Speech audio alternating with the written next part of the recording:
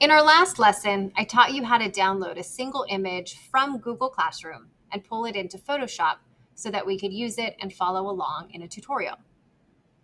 In this lesson, we actually need to download 3 images and pull all 3 images into Photoshop in order to follow the tutorial. So we go about the process the same way.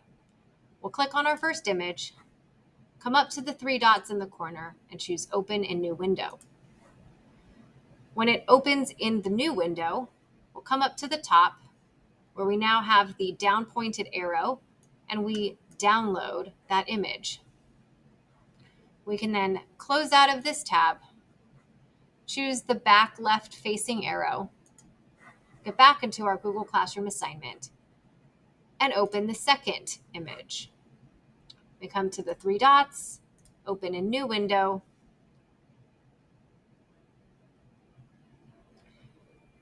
download.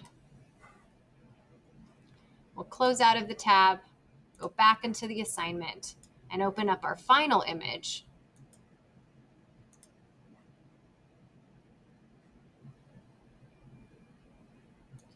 Download it, close out, come back into our assignment. And as you know, at this point, we can actually minimize out of Chrome. And you remember that we have a few different ways of opening files in Photoshop. So I'm going to come to the bottom of my computer screen where I see my little yellow folder. And when I download images, they go into my downloads folder. You may need to scroll in order to find that folder. But when you get into that folder, you'll see all of the files you've downloaded. Remember, at the top, you might have the ability to change the view. And in this case, if you see them as a list, you'll notice that 2 of them have white icons with blue dots and 1 of them doesn't. But all 3 of these are the images we've downloaded. I can click and drag my arrow around all 3 images if my space provides that.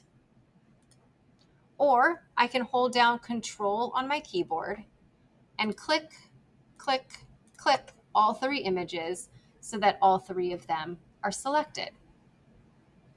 I can then drag and drop them onto my Photoshop icon on my desktop so that all 3 load automatically in Photoshop. And as you know, at the top, each of them is accessible by clicking on their individual tab. Another way to open files in Photoshop is to click on the Open button, find the images in your download folder, and you can again hold down Control and click, click, click, or drag your arrow around all the images you need to open in Photoshop and click Open. Once again, all 3 will open in their own independent tab.